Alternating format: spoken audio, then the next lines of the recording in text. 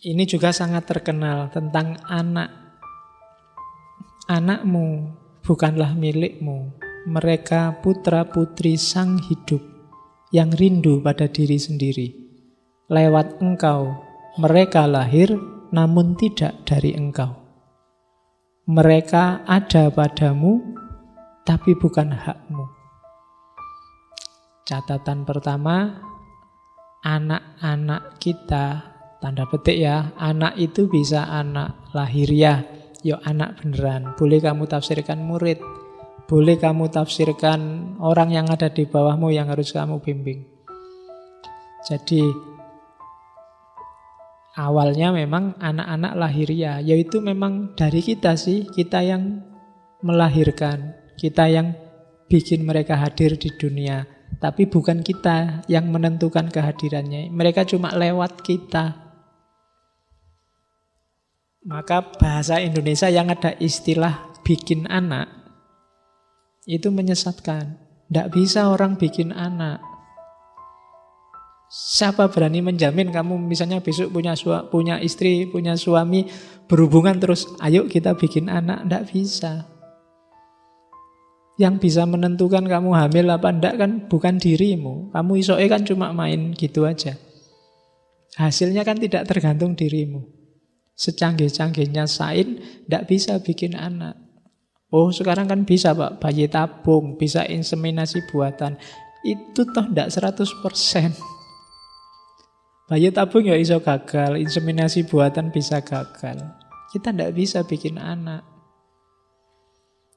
Bayi tabung itu kan cuma mengkat prosesnya, mempertemukan telur sama sperma di luar itu. Jadi olahraganya tidak ada tapi langsung jadi. Prosesnya kan sama. Itu kan juga tidak jaminan juga. Seandainya jadi, berarti kan bukan kita penentunya. Kita cuma kelewatan. Kita cuma dititipi. Biar anak ini hadir, maka dia bukan milik kita, bukan hak kita. Itu rumus pertama. Jadi, terus kalau bukan hak kita, kenapa? Berikan mereka kasih sayangmu, tapi jangan paksakan bentuk pikiranmu. Sebab pada mereka ada alam pikiran tersendiri.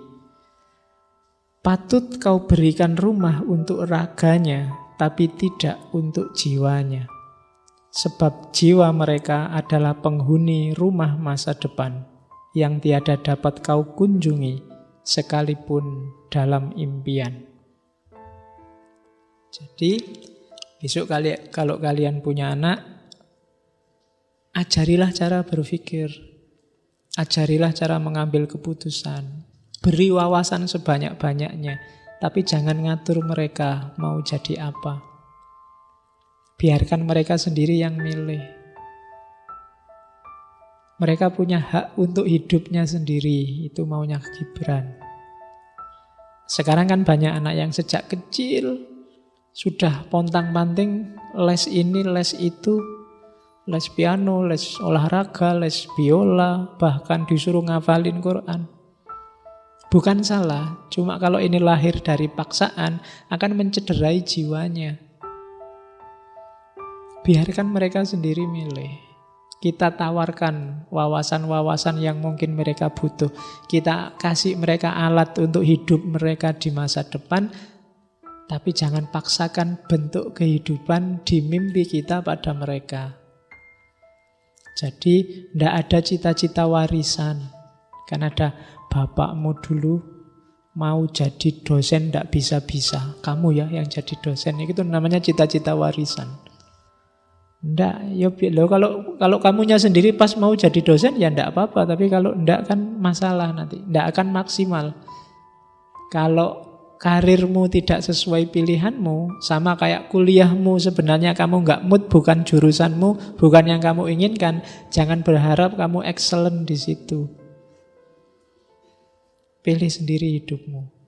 Nah, ini enggak nyuruh pindah fakultas ya, itu. Cuma ya kamu sendiri yang ngukur hidupmu.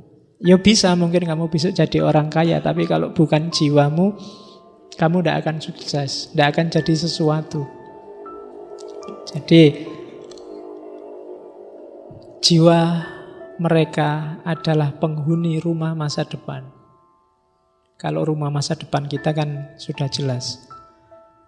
Oke, terus kau boleh menyerupai mereka, namun jangan membuat mereka menyerupaimu. Ini agak dalam tafsirnya. Kenapa kita boleh menyerupai mereka? Karena mereka yang hidup di masa kini dan masa depan. Kita ini orang masa lalu. Kadang-kadang kalau nggak ingin out of date, kita harus ikut logika hari ini. Logika anak-anak muda hari ini. Maka boleh kamu menyerupai mereka untuk paham dunia hari ini. Tapi jangan maksa mereka untuk menyerupaimu. Karena kamu hidup di masa lalu. Di masa lalu belum ada laptop, belum ada HP, belum ada Samsung, iPhone. Tidak usah dipaksa anaknya. Tidak usah pakai laptop Samsung, tidak usah pakai HP, tidak usah lihat TV, itu bid'ah semua. Dulu tidak ada zaman Nabi. Enggak. Jadi logika zaman, ya selain yang dogmatis, logika zaman dia punya alurnya sendiri. Kalau nggak ingin ketinggalan, ikuti logika hari ini. Maka kamu boleh menyerupai mereka. Oh, kalau nggak ngikuti logika hari ini, mungkin kita nggak bisa loh ngatasi. Cara ngomongnya aja anak SMP hari ini itu mungkin kamu nggak paham. Artis idolanya siapa? Kemudian yang dilihat di internet itu apa saja, gaya ngomongnya, wah, kamu mau coba SMS ya anak SMP itu, singkatan-singkatannya, oh pening kamu mesti. Ngalang-ngalai sing mahasiswa. Nulis nanti aja NNT, KT, KTM, DMN, YACH, ini macamnya susah. Ya kan? Jadi, wes ikuti logika hari ini. Itu maunya Gibran. Karena kalau enggak, kamu enggak akan bisa ngontrol mereka. Mereka akan lepas. Maka kau boleh menyerupai mereka, namun jangan membuat mereka menyerupaimu. Sebab kehidupan tidak pernah berjalan mundur, pun tidak tenggelam di masa lampau. Kaulah busur dan anak-anakmu panah, anak panah yang meluncur. Jadi kita ini busur. Kita tarik anak panah itu, kita arahkan kemana, tapi begitu lepas, nggak bisa lagi kita ngatur dia akan nyampe mana. Jadi mereka punya pilihan sendiri. Kadang agak menceng sedikit kena angin, kadang agak muter, kadang yopas, kadang macam-macam. Jadi biarlah kita arahkan, tapi dia mau lepas kemana, silahkan, itu hak dia untuk milih.